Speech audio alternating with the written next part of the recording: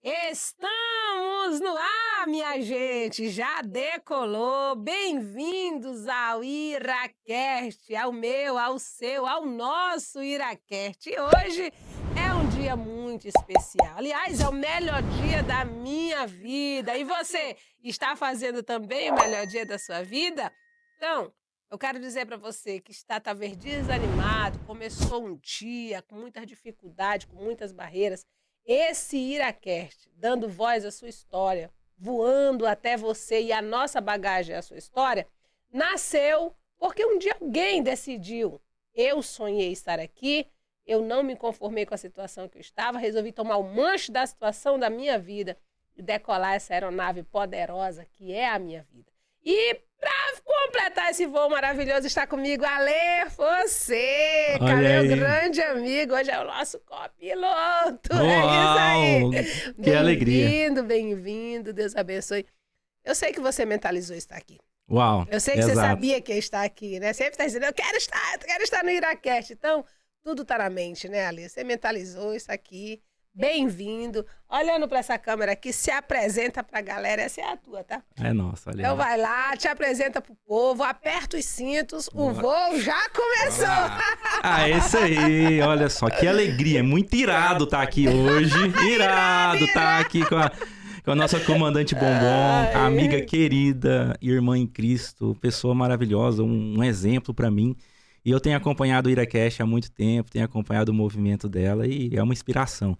E eu realmente mentalizei estar aqui e estamos realizando, estamos fazendo o download nesse momento aqui. É brabo, E né? eu creio muito nisso. Creio que cada um de vocês que estão nos assistindo, se vocês tiver esse primeiro passo de ousadia, de imaginar, olha só, é de graça. Você imagina, você mentaliza, você já projeta no telão aí, ó, da sua mente.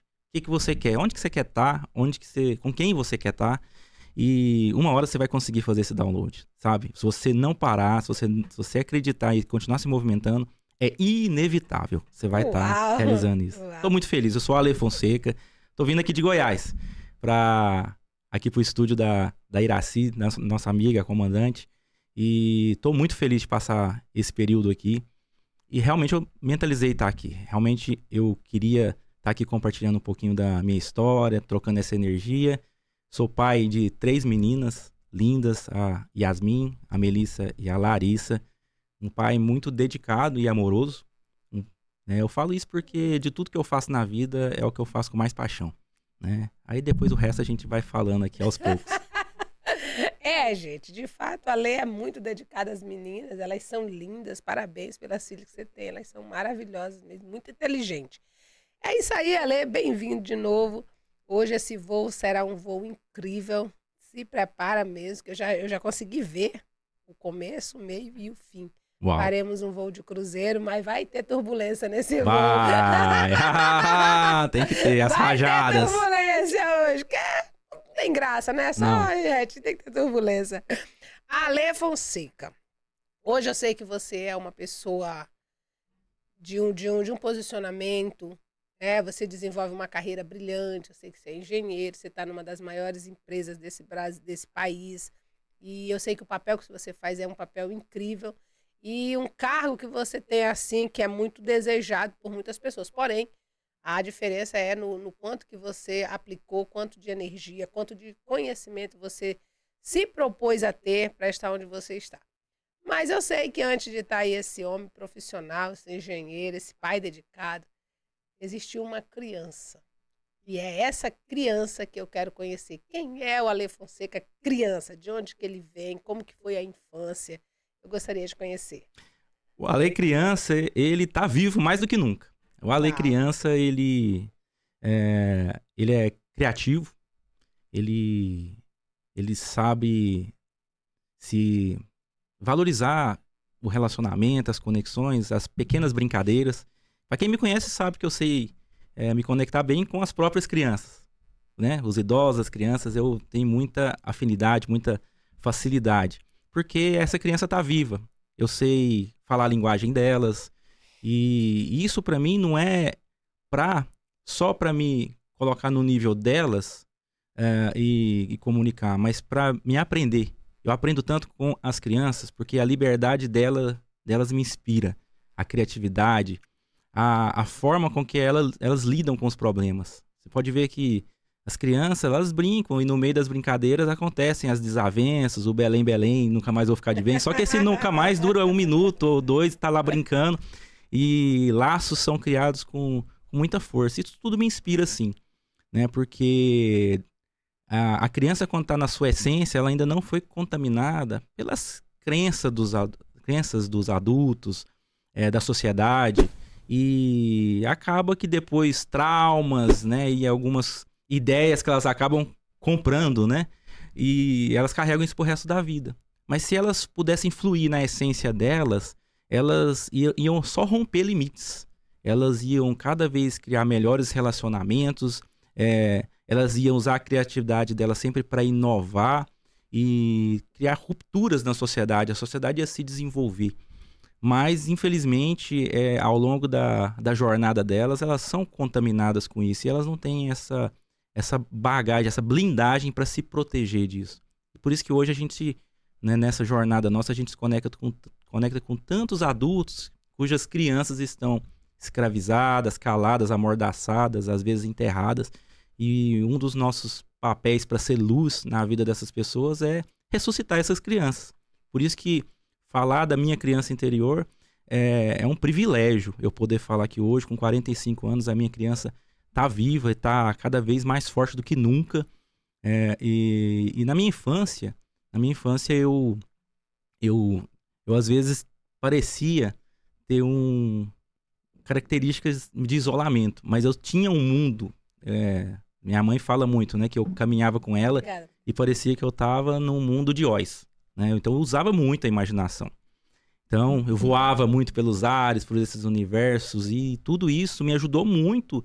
Depois eu fui entender que isso me ajudou muito a não agir na manada, ser muito contraventor em relação a padrões. E quando alguém falava, Alessandro, você não nasceu para isso, a sua família não tem histórico disso, você não tem jeito para isso.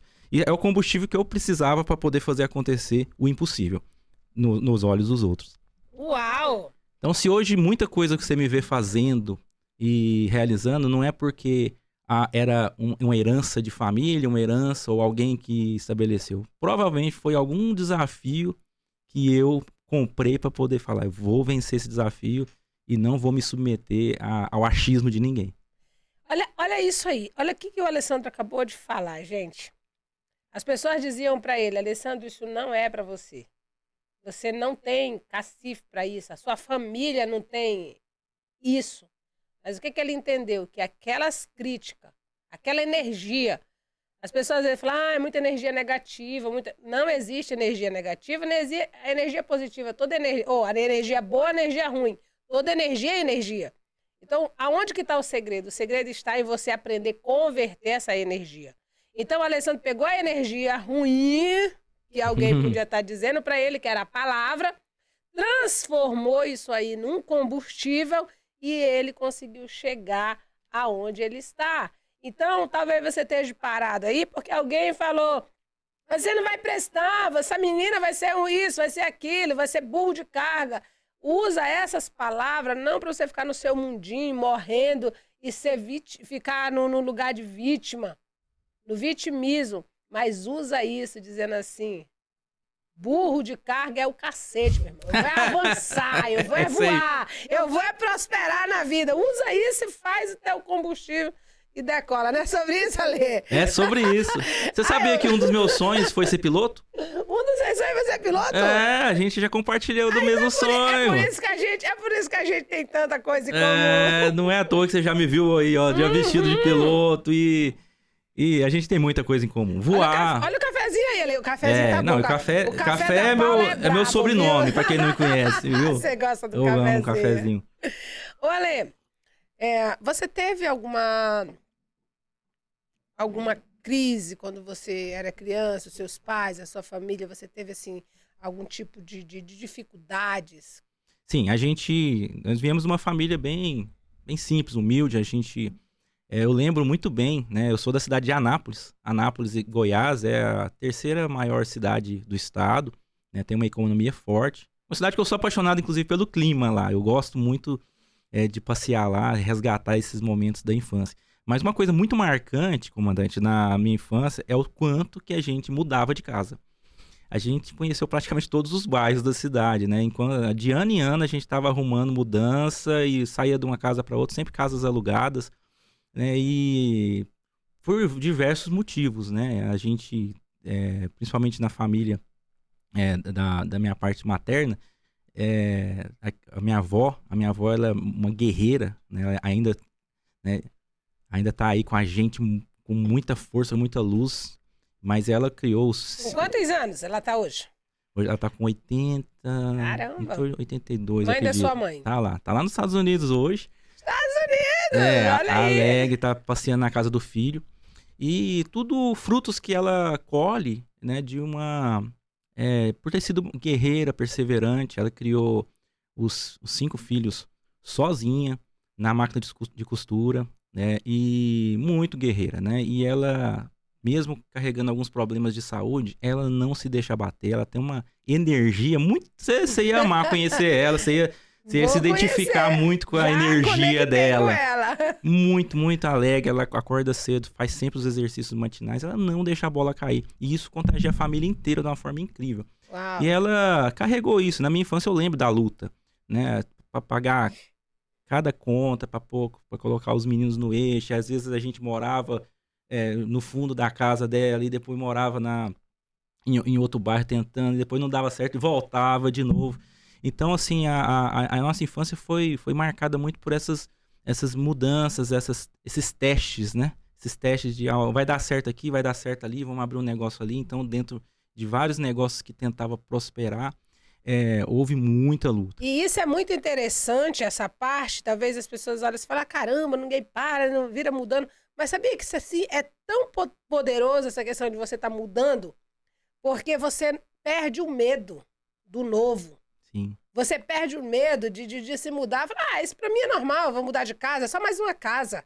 É só mais um bairro. Porque tem pessoas, Ale, que não conseguem avançar porque nasceu naquele bairro, naquela casa, não larga aquilo por nada, não tem coragem de sair, que fica pegado ali. Então, a famosa geografia mental daquela pessoa de tamanho. Perfeito. O mundo dela só é aquele bairro, aquela casa. Então, ela vive ali 20, 30, 40 anos, seja a vida inteira, conhecendo as mesmas pessoas, chamando para as festas as mesmas pessoas. Já percebeu que as pessoas que vão nos aniversários são sempre as mesmas, no casamento, não sei o quê, a formatura sempre são as mesmas? Ou seja, está sempre com o mesmo nível de pessoas. Então, não consegue avançar, que é aquilo que a gente aprendeu. Se você continua sentado nas mesmas mesas de toda a sua vida, o seu resultado vai ser sempre aquele ali. Então, na tua infância, aí gerou o quê? O cara que não tinha medo de mudança. Exato. Isso é incrível quando você não tem medo de mudança, cara. Você que me acompanha tá aqui, né? Esses poucos dias, vê que eu gosto de estar sempre experimentando coisas, ambientes diferentes. Isso é maravilhoso. Né? Porque se você for olhar, você vai ver que o nosso cérebro ele vai estar sempre ligado nas trilhas que ele já andou, que ele já trilhou. Então, geralmente é na mesma padaria, é no mesmo supermercado, é o mesmo médico, é o mesmo amigo, sempre é o mesmo cardápio, é o mesmo prato.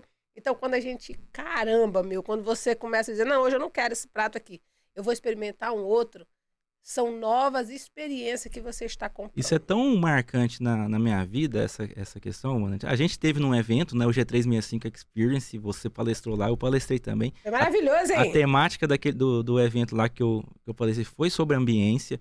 Para quem me acompanha minhas lives, vai perceber que eu sempre faço questão de estar num ambiente novo, um lugar novo. Eu teve 100 dias que eu fiquei em cima do morro. Já fiz live no cemitério, no parquinho. Ele fez live no cemitério. Eu vou fazer uma também, qualquer hora dessa. Uma live no cemitério. Aqui tem um monte de rico, aqui tem um monte de ideias brilhantes. Tá errado ali. É porque a gente acha que é só a nossa voz que comunica, mas, cara, aquilo que tá à nossa volta, nossa expressão, mas a linguagem não verbal, ela vai além do nosso corpo. O ambiente que nos cerca conversa também. Se você você consegue fazer a mensagem atingir com muito mais potência o seu público. Uau! Então, eu uso isso com muita intencionalidade, tanto para comunicação e também para o meu amadurecimento. Eu aprendo demais. Você que está aqui pode ver, né? Que a cada entrevista que você faz, com certeza você pega mais insight que todo mundo aqui. É. Então, é muito poderoso. Então, essa jornada de mudanças acompanhou toda a minha vida. Então, às vezes, até o tipo de pessoas que eu relacionava. Eu era mais quieto, um pouco introvertido, né? Mas, ao mesmo tempo, eu tava Você no sofria meio. bullying? Você sofria bullying quando você era criança? Eu Sim. não Naquela considero época não bullying. existia o bullying. Naquela época... Eu já tive muito apelido e nenhum deles eu considero bullying, né? Porque, assim, seria bullying se eu me submetesse a ele, se eu não soubesse lidar com ele, se aquilo tivesse me causado algum trauma. Então, assim, do meu ponto de vista, eu não considero. Eu já tive muitos apelidos, muitos, né? Eu já tenho um apelido da quinta série que me acompanha quando teve uma brincadeira e eu tive que pagar uma prenda, e isso me acompanhou o segundo grau, o ginásio, segundo grau, a faculdade, né? Eu tive que imitar um cachorro, então eu virei um cachorro, virei um chihuahua, virei um Lassie, virei de todas as raças de cachorro possíveis. E depois, baseado no meu comportamento lá durante o mestrado, eu já ganhei apelido de francês, de Pierre, porque eu ficava trabalhando lá nas noites, eu ficava o dia inteiro lá. E o povo olhava, caramba, esse cara não tem casa, não. E de fato eu ficava o dia inteiro e praticamente eu tinha um lugar para ir, mas eu não ia. Eu ficava lá e eles falavam, onde que esse cara toma banho? E é um instituto da aeronáutica, né? Foi o ITA, né? Instituto Tecnológico da Aeronáutica, na área aérea. Você vê que a gente tem essa conexão mesmo, né? Meu. Então eu fiz meu mestrado lá e aí tinha um clube. O clube do CTA, que eu fiz a inscrição lá, não é nem para usar o clube, mas foi justamente para tomar banho. Para poder tomar banho. E aí o pessoal, esse cara nem toma banho, então ele é um francês. Meu Deus então, do céu. Houveram vários apelidos ao longo da minha jornada, nenhum deles assim me ofendeu ou me gerou algum trauma. Mas pelo contrário, eu acho que foi uma questão de eu conseguir pegar esses gatilhos para, apesar da minha posição às vezes um pouco introvertida, eu não era, até então, a maior parte da minha jornada não era baladeiro, não era de beber, nada.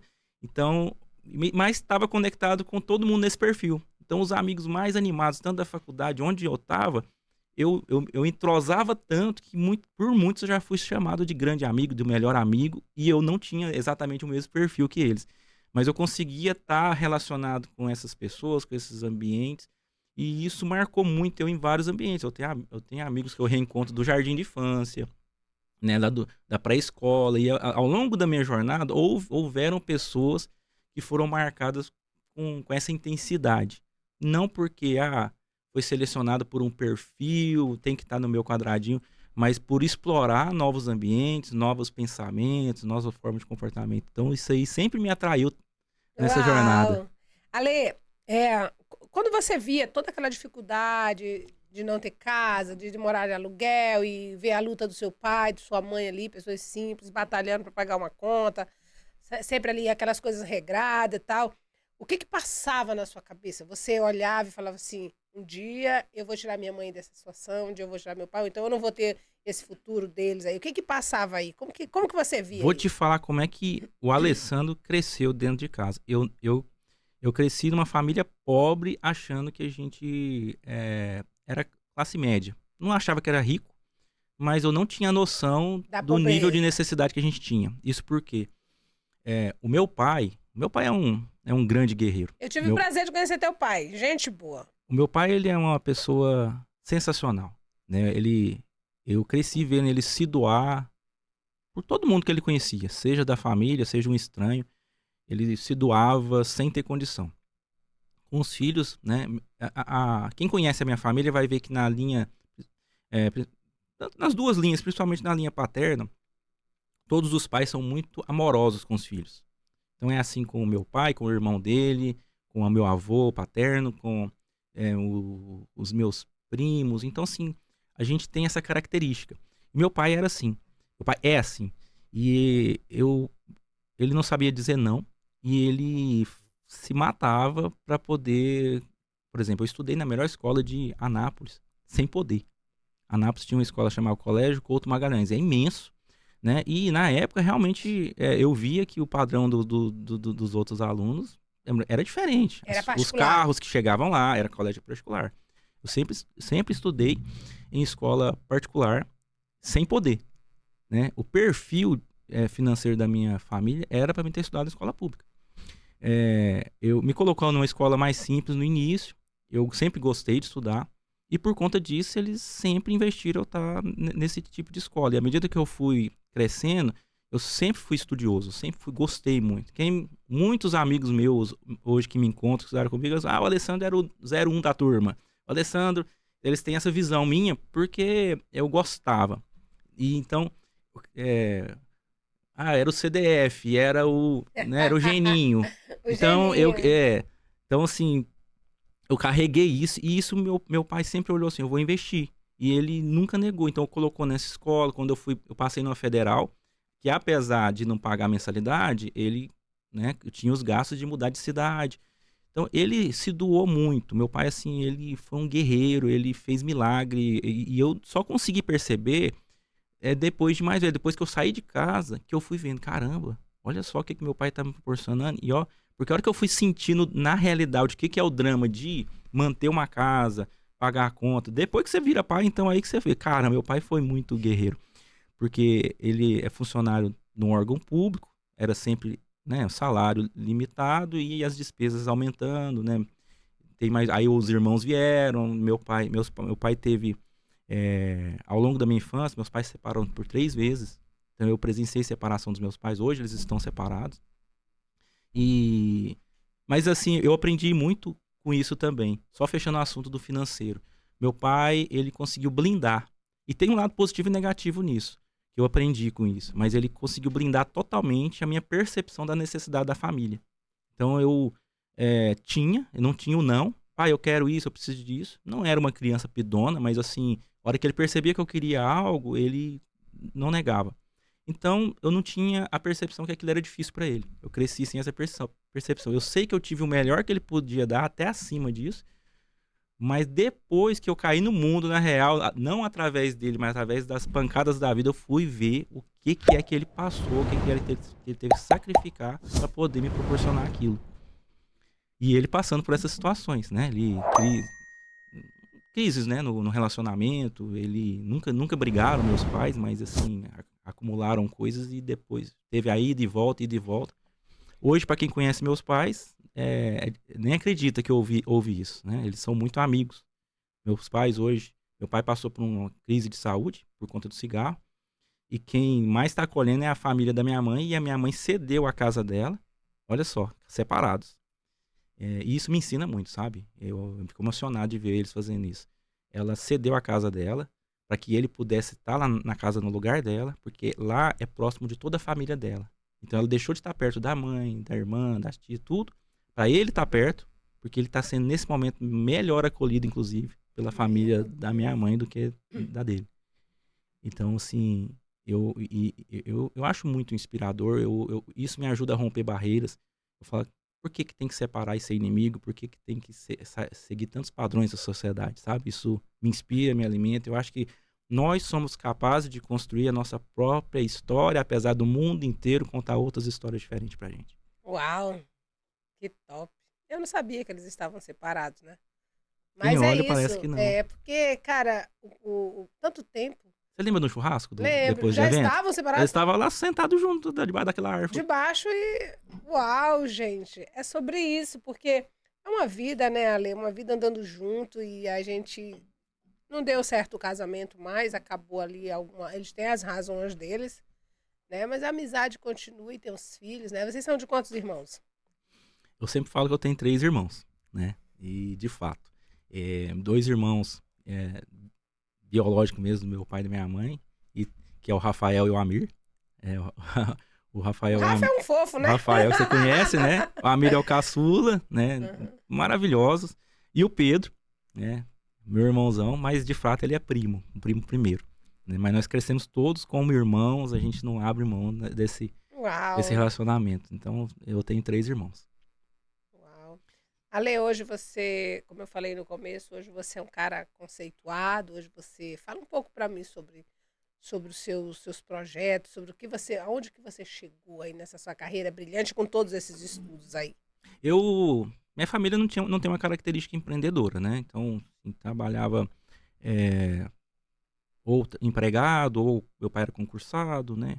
A minha avó tinha uma característica maior de autônoma, né? Porque ela era costureira, mas nada que foi ensinado, foi Incentivassem outras incentivado. pessoas. O negócio era aquela regrinha, estuda para ter um bom emprego e pau. E assim eu fiz.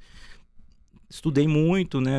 E eu tenho um perfil muito... Engraçado, né, Lê, que elas eram empreendedoras, elas vendiam, elas faziam. Sim. Só que elas sempre diziam, vai estudar, menino, vai estudar. Porque ela ganhava aquele dinheirinho ali para ajudar, só que elas não viam aquilo como um empreendimento. É. Eu lembro que a minha mãe fazia a mesma coisa. Então, a minha mãe ficava na roça ali e falava, não, vocês vão estudar. Eu não estudei, mas vocês vão estudar, vocês vão estudar. Isso é maravilhoso, isso é incrível. Eles não têm essa percepção de comerciante, né? E eu fico olhando assim, o meu pai chegou a ser comerciante no interior. Ele tinha um negócio, umas bodeguinhas por lá e fazia negócio e tudo, mas a maior parte foi na roça.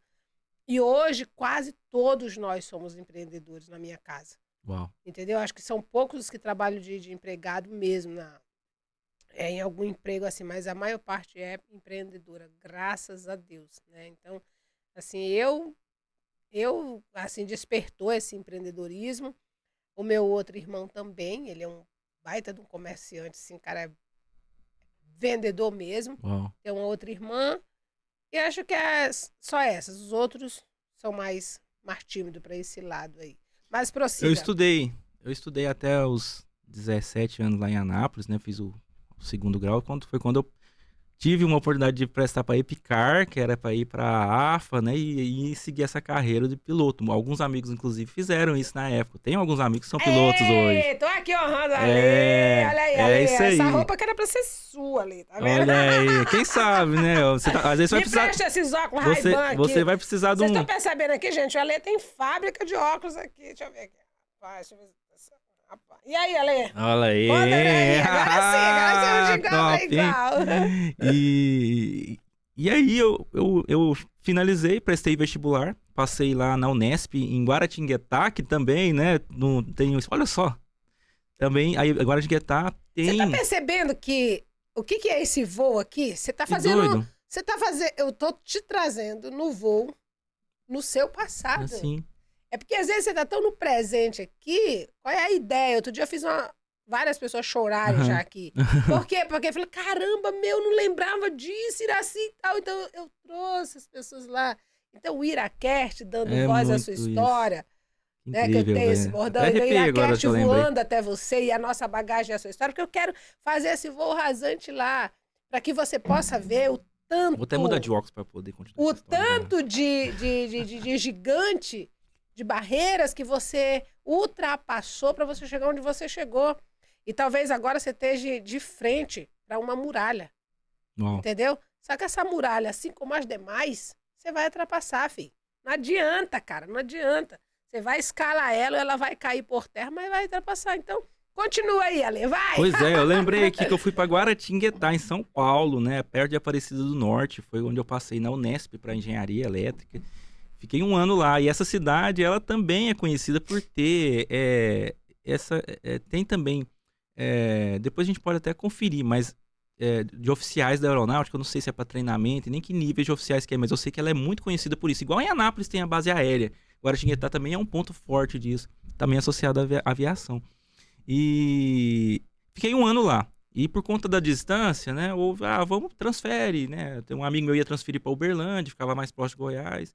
Eu tava bem lá, tava seguindo já tava com muita moral com os professores, com bolsa, pesquisa, né? Tava bem lá. E transferi. Quando eu transferi para Uberlândia, né, não foi muito, foi meio a contragosto. E tive um primeiro semestre meio assim, não tinha, o perfil das pessoas não era o mesmo entrosamento, já tinha algum preconceito de alguns professores com o aluno transferido, então eu fui vendo outras coisas. Pô, tava tanta moral lá, tava tão bem na carreira, isso ficou para trás e eu comecei a deparar com essa realidade lá.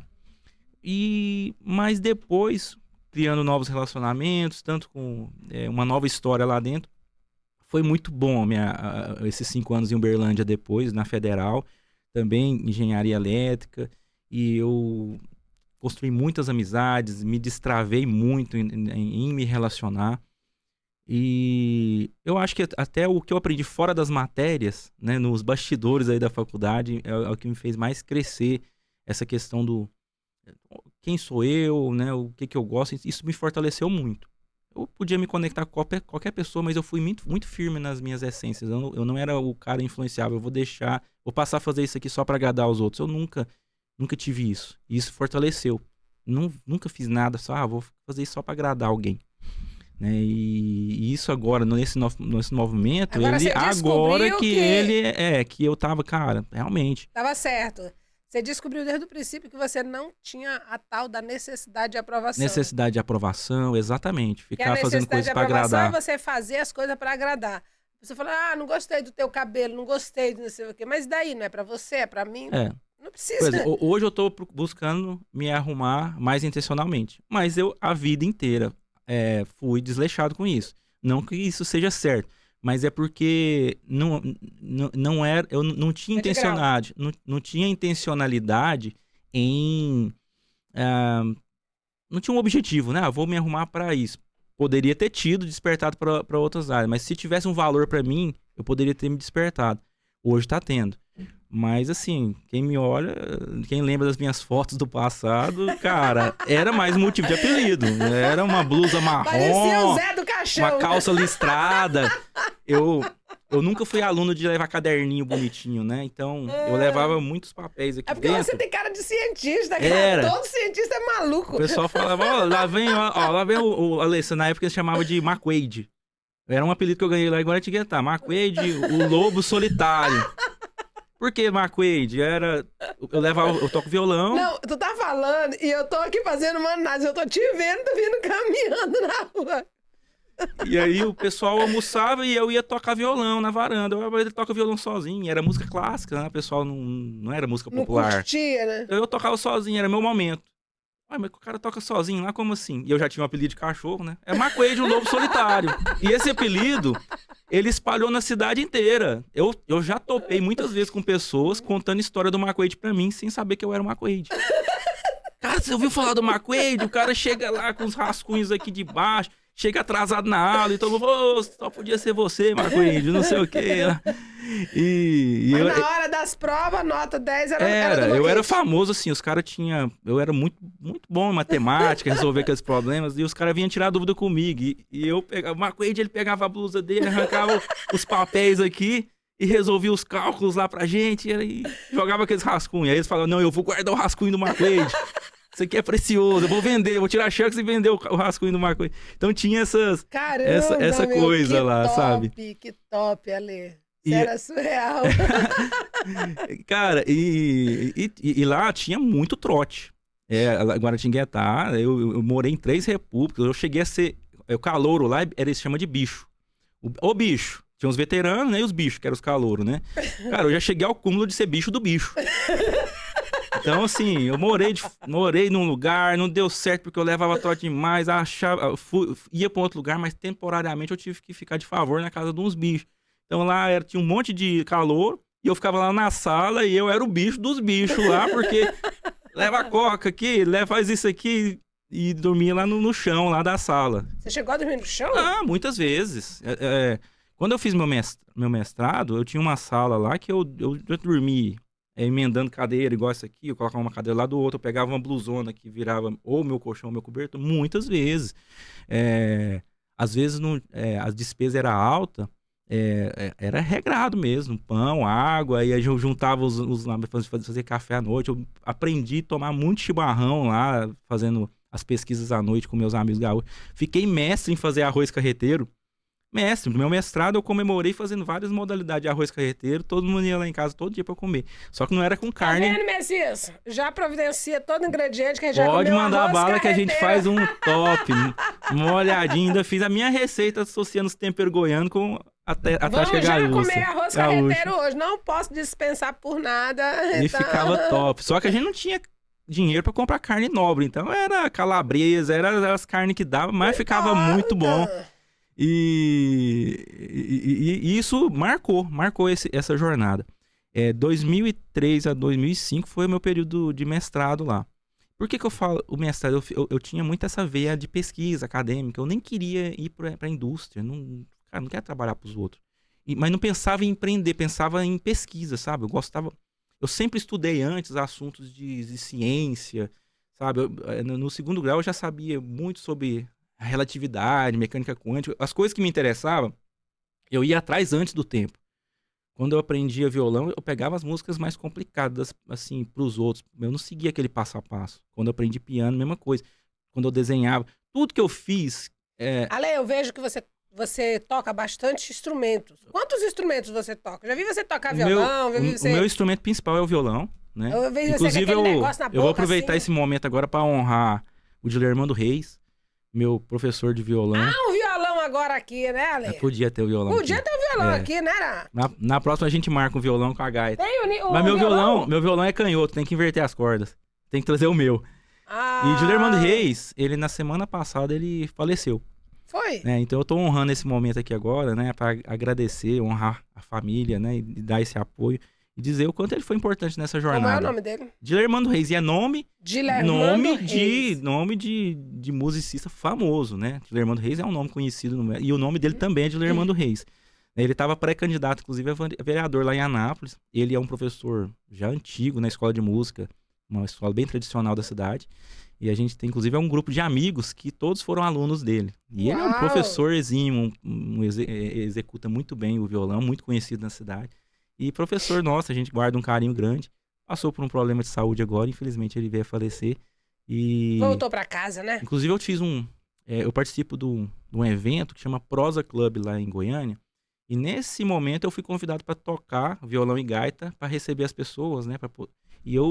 Ninguém percebeu, mas assim, como eu sabia que ele estava com problema de saúde, eu peguei todas as músicas que eu aprendi junto com ele, mais músicas clássicas, né, eruditas, e toquei nesse evento.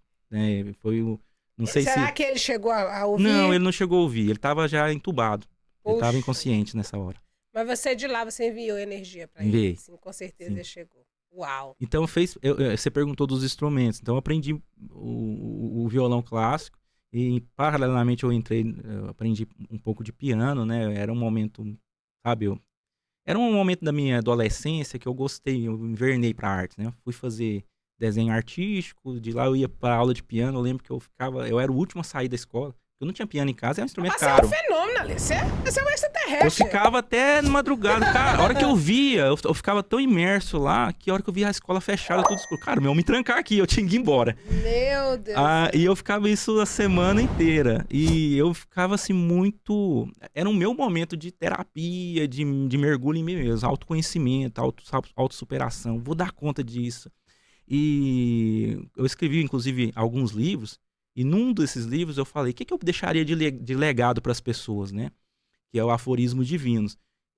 O que eu achei de mais importante na minha vida, que me caracterizou, é o poder da imersão. É de você pegar, às vezes, algo que você tem uma paixão e falar, cara, isso aqui é tão importante, eu não vou ficar aprendendo isso aqui picadinho, não. Porque tudo que eu sei hoje, 80%, 90% foi de um período curto que eu me dediquei como um mergulho com total força, sabe? Mindfulness, hiperfoco. Então eu vou pegar música. Em um final de semana que eu estudei teoria musical, representa 90% do que eu sei de teoria musical hoje. 10% foi picadinho. Um mês que eu dediquei no violão, representa das minhas técnicas. No piano, no desenho, na dança. Em tudo que eu falei, cara, eu vou mergulhar. Então, assim, o poder de você imergir naquilo que te dá paixão. Que aí você dá um foco naquilo, cara, eu vou fazer como se fosse um curso de verão, sabe? Eu vou invernar aquilo e mergulhar com força total. Aquilo lá vai representar o que você vai carregar o resto da sua vida, praticamente. Caramba, hein? Mais do que você, eu vou fazer página 1 hoje, página 2, 3. Então, eu vi, pra mim, isso teve muito efeito, né? E se eu fosse deixar um legado pra alguém, isso aqui representou muito pra mim. Então, eu deixo de legado para as próximas gerações. Tá num dos livros que eu escrevi. Ale, fala pra mim. Deixa eu olhar aqui o nosso tempo. Menina, aqui o tempo, quando o assunto é bom, ele voa. Dá uma olhada pra mim aí. Tá?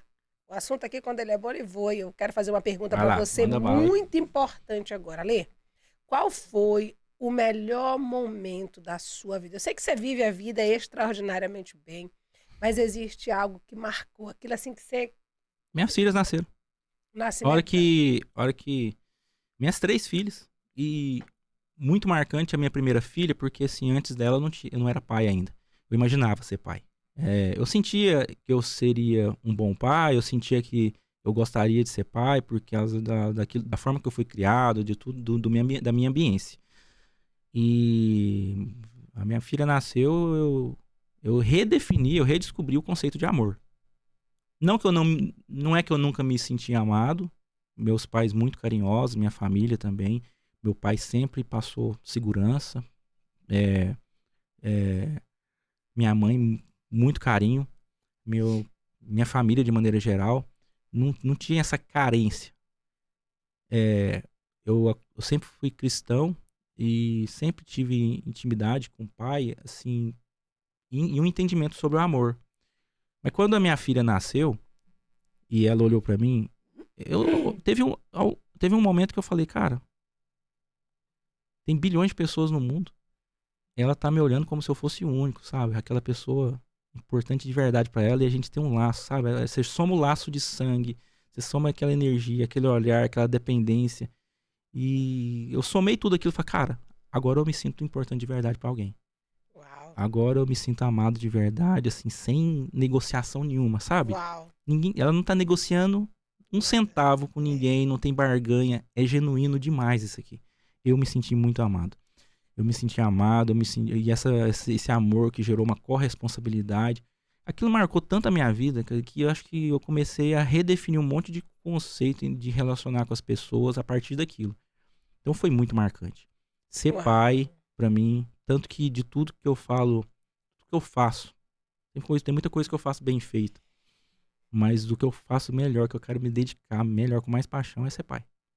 Ser pai pra mim é a melhor função que eu tenho na vida, é o que eu faço com mais intencionalidade, é o que eu quero deixar de maior legado pra elas. E eu multiplico ser pai, não só pra minhas 3 filhas, sabe? Aí as crianças, as pessoas, eu tenho muitos sobrinhos, às vezes meus sobrinhos, um deles é afilhado, mas os outros querem chamar de padrinho também. Então, assim, eu gosto de estar entregando isso, né? Assim, compartilhando essa energia de relacionamento, principalmente com quem tá esse coração aberto para receber. Por isso que eu falo que essa parte da criança para mim me toca muito.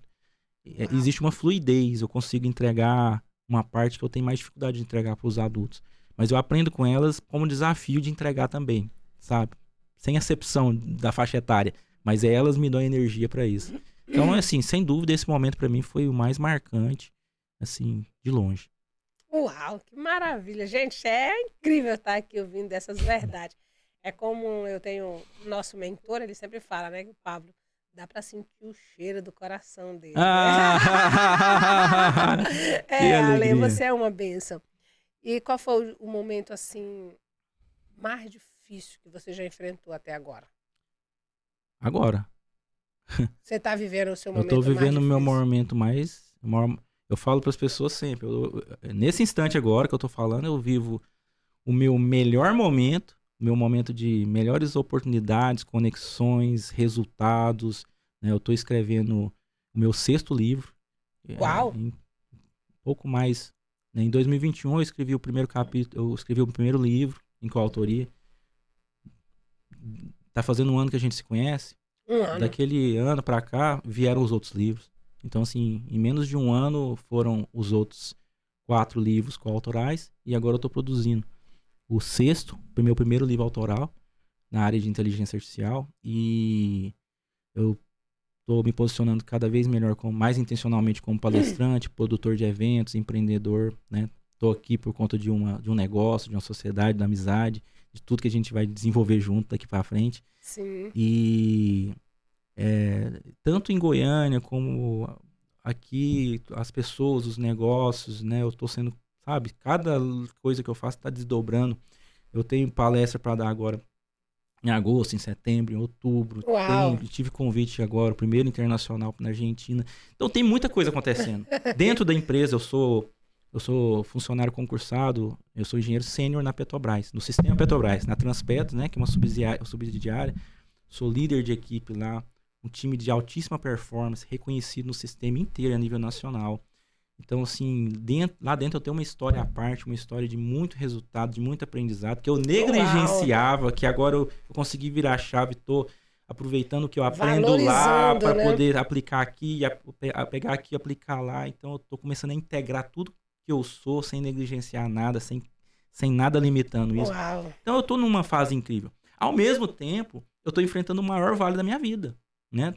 Tá fazendo 6 meses que eu tô separado, né? Enfrentando uma separação e buscando, até na inspiração que eu tenho em casa, não entrar dentro de um continho social de que isso é abandono, isso é um time adverso, agora é inimigo, não entrando nesse continho de fada, mas construindo uma nova história, assim como meus pais construíram, de amizade, de bom relacionamento. E tudo isso, né, ter o olhar sobre a minha jornada, a jornada da minha ex-esposa, né, que eu prezo, honro e tenho todo o amor que eu aprendi a ter, né, pelas pessoas, eu não abro mão de ter por ela também, né, e consigo ver que separar cada vez mais, se ao longo desses 16 anos casados, 18 anos juntos, houve problemas do relacionamento entre marido e mulher, isso para mim nunca vai representar um problema de relacionamento de cristãos, de amigos, de ser humano. E mais do que isso, não é só uma pessoa que eu conheci na esquina, alguém que saiu de casa para estar do meu lado, né? E eu também. Então houve um comprometimento, uma energia depositada, houve um investimento. Então eu vou honrar sempre isso. E para mim esse está sendo o maior desafio, e o vale está sendo fazer isso acontecer, né? Eu tenho 3 filhas que eu quero que elas cresçam ainda com a presença do pai e da mãe. Eu não acredito em pegar o cargo de virar pai, né? Pai e mãe ao mesmo tempo, ou ela virar pai e mãe ao mesmo tempo. Não, eu acredito que eu vou cumprir bem meu papel, um papel que ela nunca vai cumprir, e eu também nunca vou cumprir o papel dela, mas minhas filhas têm a oportunidade de ter os dois. E de tudo que eu mais gosto de fazer é ser pai, então o meu olhar por elas nesse momento faz com que isso se torne um grande desafio.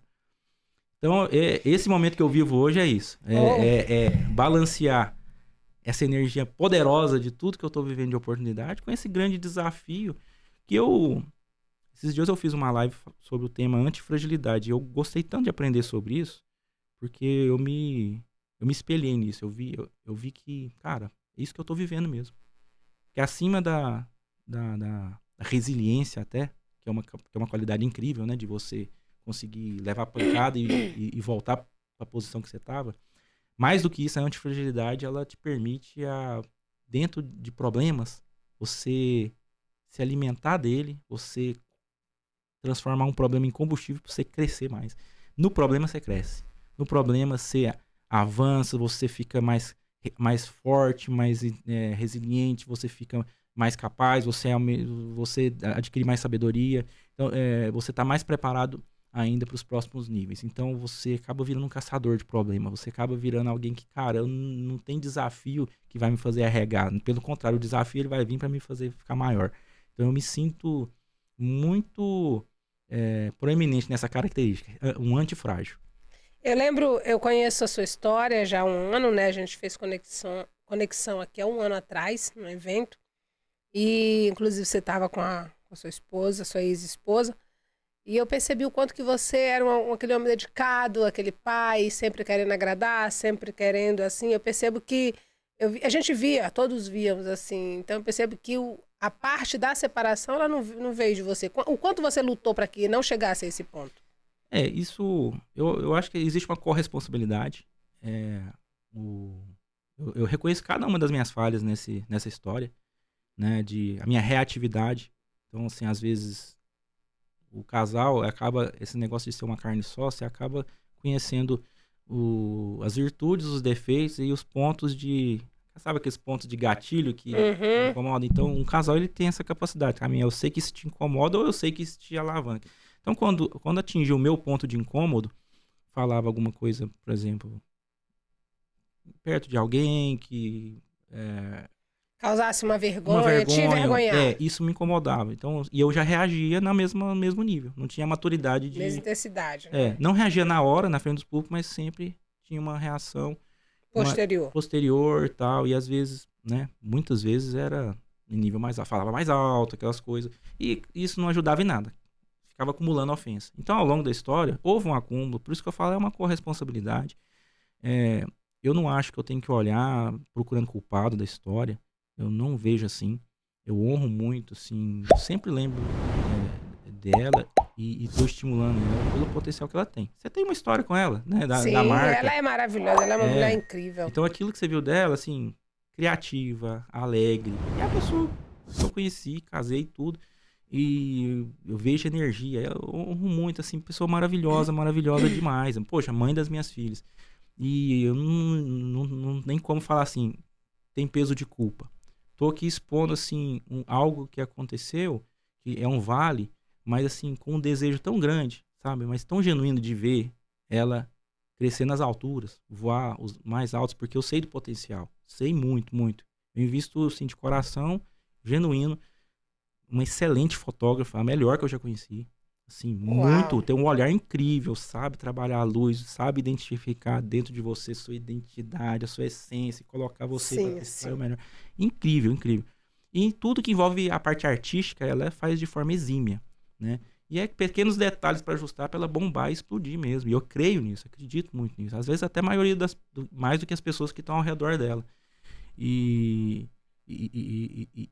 vejo uma corresponsabilidade em tudo, vejo tudo aquilo que eu falei, o que eu busquei melhorar, mas eu acredito que, apesar, eu carreguei a bandeira, não vou separar de forma alguma, para seguir, o mesmo movimento que você segue, eu segui, não, casamento, eu peguei essa bandeira muito, não vou abandonar, não vou largar tal, e não abandonei mesmo, mas a virada de chave para mim foi ver que carregar essa bandeira e falar, vou fazer isso a qualquer custo, tava custando não só a pancada em mim, eu tava vendo a pancada nas minhas filhas. E aquilo lá me desmoronou. Porque um ambiente tóxico, um lar, fala, eu quero um lar, mas que lar, né? Aquilo lá me desmoronou então você muito. tem que ter, proporcionar ali, então realmente é uma situação muito delicada e eu te desejo muita sorte também para Gislane, Deus abençoe e que vocês possam realmente chegar em um denominador comum, que vocês um dia possam sentar numa praça de mão dada e rir de todas essas adversidades. Eu acredito, sabe? Assim, fase, depende de cada um, é claro. Mas assim, eu acredito, cara, que a gente pode construir um caminho novo. Pode sim, pode e ficar todo mundo bem e, sabe, não ficar apegado a mágoas, a rancores e tudo ser convertido. Vai dar certo. Já deu, né? Já deu. Ale, eu acho que o nosso tempo já foi aqui. O meu cronômetro hoje, ele tá no teu celular. Vamos só dar uma olhadinha. A gente tem que marcar muito mais IraCast. Meu Deus, mas falta 7 minutos. É muita coisa. Ó, ainda temos um tempo ainda para fazer um voo aí de 7 minutos. É muito tempo. Uau! Isso aí. Ale, fala para mim qual que é agora. Eu sei que você tá num momento turbulento e tal. Mas eu sei que você também já tem planos, já tem coisas, tudo como nós começamos falando, né? Tudo já está na sua mente, já está tudo pronto, você só tem que ter energia para buscar isso aí. Qual é o seu próximo passo agora que você está arquitetando, já olhou e você diz, eu vou em busca disso aí? Qual é o seu novo sonho, o seu novo objetivo? Então, eu quero asas, né? Eu quero alçar novos voos, eu quero explorar várias geografias. Eu quero rodar o mundo mesmo, conhecer culturas, ambientes. Eu gosto muito de explorar culturas, pessoas diferentes, ambientes novos. Isso é muito forte em mim, né? Quero que minhas filhas participem disso. E tem projetos em comuns com ela. A gente pode começar a fazer o turnê pelo Pará, tá? Sim, mano. Boa. Já é o segundo convite que eu tenho. Não pode deixar. Bora lá. Então, tem projetos aqui em Alphaville, né? A gente tá essa semana, inclusive, na semente dele. Tem muita coisa acontecendo. Eu tô me posicionando como palestrante, como escritor, né? E tô dedicando as minhas paixões. Eu gosto muito da integração. Acredito que a hora que eu estiver conectado com pessoas que estão caminhando na mesma jornada, no mesmo alvo, é muito poderoso a gente integrar Eu não quero ser aquele cara que eu sozinho tenho todas as competências mesmo. Eu quero estar integrado com as pessoas que complementam elas e juntos a gente consiga fazer coisas incríveis. Então, desde novos negócios, novos eventos, novos livros, novos modelos de palestras, de formas de estar acessando pessoas que precisam daquilo que a gente está carregando, porque cada um que está tem tanta superação na vida, você passa por uma jornada, você está acumulando na sua bagagem tanto remédio, tanto elixir, tanta pílula, que é tão importante para outras pessoas e que é muito doído pensar que você vai carregar isso e levar pro caixão, sem distribuir, sem poder Uau! passar essa receita. Então eu quero estar conectado, integrado com essas pessoas para falar, cara, o que é o melhor de mim que eu quero deixar aqui, que eu quero multiplicar aqui e não levar para enterrar pro caixão. É uma maneira de se eternizar, é uma maneira de você viver para sempre. Então eu quero que esse legado aconteça, eu quero fazer isso intencionalmente aqui nessa jornada, mas nunca sozinho. Conectado com cada uma dessas pessoas, né, que tem um coração mirado, convergindo para o mesmo alvo. Uau, isso é fantástico, tá vendo, gente? É sobre isso. Tem muitas pessoas ali que estão inchadas, que estão gordas, que estão, sabe, com um Obesas, né? cérebro obeso de tanta informação, de tanta. E isso me recorda uma vez eu conversando aqui mesmo, acho que eu estava ali no banheiro, com uma pessoa que você conhece, e ali eu perguntei assim: o que que você está fazendo? Para que você está investindo tanto em imersão, em treinamento, em tantas coisas? A pessoa respondeu para mim: ora, para o meu próprio conhecimento, para os meus negócios. E eu falei: mas e as outras pessoas? Você está recebendo água, você é um rio, você está recebendo água. Aqui, essa água você não vai deixar ela transbordar, ela ir para outros lugares? Ele falou: não, eu vou investir em mim. Eu falei: não faz sentido. Não faz sentido eu aprender para mim. Eu tenho que transbordar. Para que eu quero água nova? Para que eu quero estratégia? Para que eu estou pedindo... às vezes a gente fala para Deus, me dá ferramentas, me dá isso. Mas para quê? Para que você quer armamento se você não deu o primeiro tiro? Para que você quer munição se você não usa? Então Deus sempre vai mandar coisas novas para quem está distribuindo. Nós somos mordomo ali. Nós temos que começar a distribuir os bens que Ele tem colocado nas nossas mãos para que a gente possa salvar vidas. Então, abre essa bendita boca, rapaz. Faz uma live, faz alguma coisa, um vídeo, manda uma mensagem, mas transborda na vida de alguém. Deixa a sua história eternizada como a sua, né, Ale? E a minha também, né, que está sendo eternizada aqui. Porque depois de nós, como as pessoas vão nos conhecer se não for através de um livro, se não for através de um registro que está acontecendo aí, como que elas vão saber que nós existimos? Eu gosto sempre de pensar que o meio de comunicação preferido de Deus para passar uma mensagem para a gente é através das pessoas. Até mais do que ele mesmo falar audivelmente, através de profecias, eu acredito que seja através das pessoas. Uma vez eu tive uma visão, assim, numa oração que me marcou muito. Eu consegui ver uma jornada desde lá do início da criação, né? Como que as pessoas foram se posicionando, com luz que acendiam, apagavam, e essas jornadas, né? Essa luta interna. E quando Cristo veio, né? E ele veio para propagar, ser a luz do mundo, na hora que simbolicamente a luz dele apagou lá na cruz, né? Ele deu a chance dessa luz dele acender em cada um de nós. E que nós sejamos, né, essa luz, com essa oportunidade, olha só, da própria luz de Cristo em nós.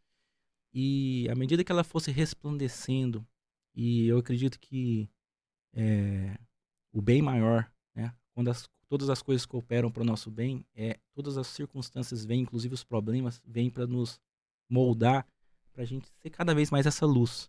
E à medida que a gente está avançando para ser essa luz, cada vez a gente fica mais parecido com Cristo, abandonando as limitações e tudo aquilo que nos escraviza e indo mais próximo à liberdade a verdadeira liberdade que ele veio para nos libertar. É isso. E aí a gente fica mais próximo dele. Então imagina só, a verdadeira unidade é todo mundo com a mesma luz, cada um representando esse semblante de Cristo. E a gente tem a oportunidade de cada um, da sua forma, né, de passar essa mensagem. Então, eu acredito que é a forma preferida de comunicação.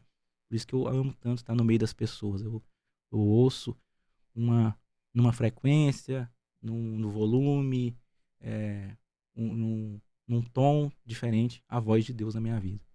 Mas é sobre isso. A Deus, a maneira dele realmente se propagar é essa. É. E se a gente não consegue, se eu não consigo olhar para você como minha imagem e semelhança do Senhor, como uma pessoa que é a voz de Deus ali, como é que eu vou acreditar num Deus que eu nunca vi? Então eu creio, porque a palavra vem dizer o quê? Que o Espírito que habita em você é o mesmo que habita em mim e testifica que nós somos filhos de Deus. Ou seja, por que você se dá bem comigo? Por que a minha linguagem você gosta? Por que eu gosto da linguagem que você está? Por que a gente consegue estar na mesma sintonia? Porque nós estamos falando da mesma coisa. O Espírito que habita em você é o mesmo que habita em mim. Então nós estamos testificando de que nós somos filhos do mesmo Pai. Agora, se você vai falar com uma pessoa que não tem o mesmo Espírito, e isso é muito real, o cara vai chegar aqui na tua frente e vai falar uma coisa que você não vai conectar. Não é no teu mundo, não está falando das mesmas coisas, não tem a mesma esperança, não tem a mesma fé, não fala da mesma linguagem. Mas todas as pessoas que falarem essa mesma linguagem, que tiverem esse mesmo sentimento, esse mesmo espírito, essa mesma pegada, a gente vai conectar. É o termo que você usa, é o denominador comum, né? É isso, vai estar. E é isso, gente. Iracast chegando a mais um pouso tranquilo, hein? A decolagem teve turbulência, Ale? Ale, olhando para essa câmera turbulência aqui... para quem é antifrágil. É energia para decolar mais alto. Ale, dá o teu recado aqui pra galera aí. Fala o que tá aí dentro desse coração e eterniza essa história aí pro povo. O que eu tenho para colaborar com cada um creiam nas verdades que estão estabelecidas sem dar brecha para as mentiras do mundo. Existem verdades sobre a sua vida que, se você acordar sempre se relembrando dela, no meu livro eu falo sobre saber repetir. Então aprenda a repetir ativamente, intencionalmente, que você já é mais do que vencedor. Sempre. Você não está aqui para ver se você vai ser derrotado, se você vai estar em segundo, terceiro lugar. O primeiro lugar já é seu, o pódio já é seu. E uma vez eu ouvi que ser mais do que vencedor é até melhor do que ser simplesmente vencedor. Porque alguém já percorreu essa jornada, já levou essas pancadas, já os trupicões, as incertezas por você. Ser mais do que vencedor é ter alguém que já te entregou o troféu. Você já está lá, com ele garantido. Então, a sua jornada de cada dia é só acessar esse troféu que já é seu. Uau. É só acessar essa vitória, acessar as suas bênçãos que estão reservadas exclusivamente para você, que se você não acessar, ela vai apodrecer, ela vai se perder. Ela é só para você. Um conjunto de bênçãos na área financeira, na saúde, nos seus relacionamentos, está tudo pronto. Então, eu nunca acordo pensando se vai ter algo para mim ou não. Eu sei que já tem tudo para mim, tudo que eu preciso e muito melhor. De forma muito próspera mesmo. É só uma questão minha, do meu posicionamento para acessar tudo isso que já é meu. Então, esse é um convite para você também. Uau! É isso, gente. Nós estamos aqui finalizando esse Iracast, voando até você, e a nossa bagagem é a sua história. E se você um dia, assim como eu, sonhou estar assim, porque isso aqui eu sonhei. Eu assisti as pessoas pelo meu celular, eu estava ali fazendo meus bombons lá na minha cozinha, esquecida de tudo e de todos. Porém, existia um Deus olhando para mim, dizendo: a tua história está sendo escrita e eu vou te levar. Então, estar aqui hoje foi o dia que eu planejei estar aqui. E eu acreditei estar aqui. O que você tem pensado? Aonde você tem levado a sua imaginação? Aquilo que aparecer na tua memória, na tua cabecinha, na tua imaginação, acredite, já existe. Existe um palco, existe um microfone, existe uma câmera, existe um convidado especial, existe, está tudo pronto. Você só tem que chegar até lá. Só tem que emitir energia para você chegar.